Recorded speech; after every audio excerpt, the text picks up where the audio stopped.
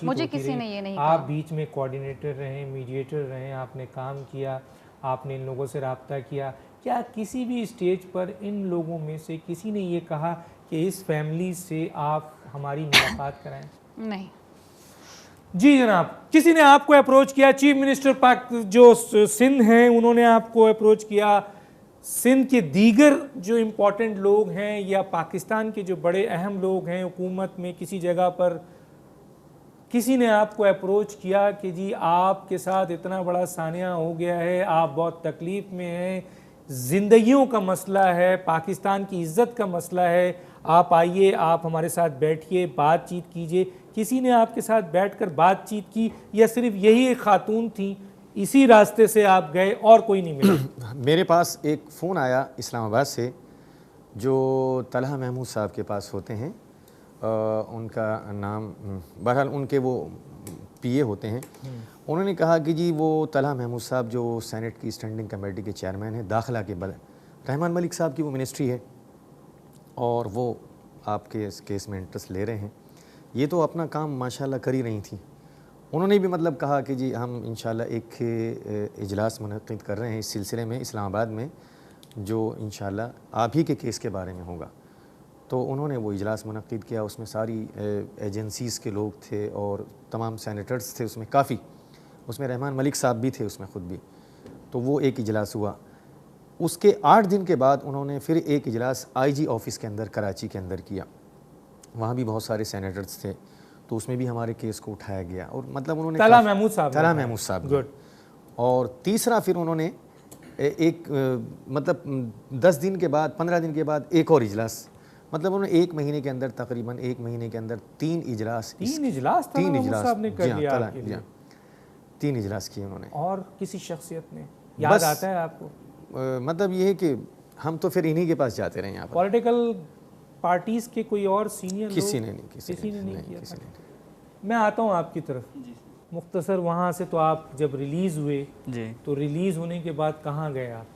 वहाँ से जेल से रिलीज होने के बाद डायरेक्ट हम 5 स्टार होटल में स्टे किया। 5 स्टार होटल? जी, सऊदी अरब? जी हाँ, क्या बात है जनाब, जेल से डायरेक्ट आप महल में पहुँच गए? अल्हम्दुलिल्लाह। माशाल्लाह। तो कौन ले गया आपको?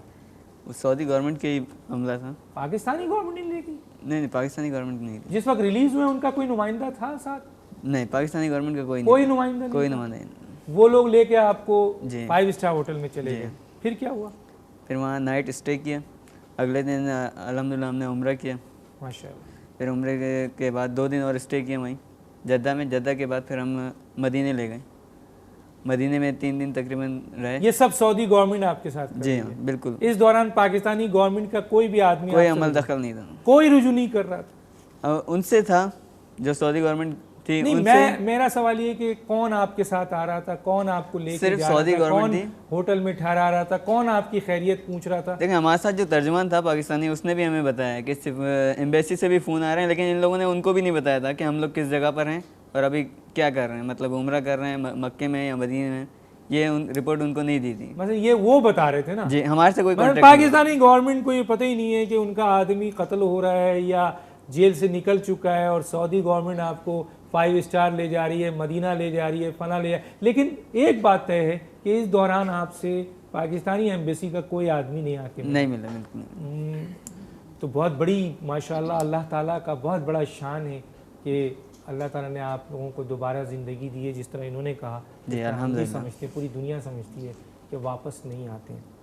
जब आप वहाँ से निकली तो क्या आपको उम्मीद थी कि आप के साथ अल्लाह ताला जो है वो करम करेंगे, रहम करेंगे? इंसाफ का लफ्ज़ इसलिए नहीं होगा क्योंकि इंसाफ बहुत बड़ी चीज़ होती है, तो रहम करेंगे, क्या कहती हैं आप? जी, उम्मीद थी अल्लाह ताला से, क्योंकि अल्लाह ताला को तो पता है। मैं यहीं रोकूंगा इस वक्त। एक और बहुत अहम इशू है और वो मैं चाहता हूं कि वो भी ज़रा सा इस ऑन एयर प्रोग्राम में डिस्कस सकूं।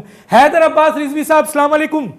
जी वालेकुम सलाम डॉक्टर दानिश सर। हैदर अब्बास रिजवी साहब, ये बताइए कि जो इत्तलात हैं वो ये हैं कि आपने जो कल की एक तकरीब की थी दानिश्वरों और सहाफ़ियों के साथ, वहाँ पर आपका अल्ताफ़ हुसैन साहब ने ख़िताब किया था, तो उसके बाद आज 11:15 बजे जहाँ फेडरल लॉज है वहाँ पर कोई DSP अरसलान साहब हैं, मेरी इत्तलात के मुताबिक उन्होंने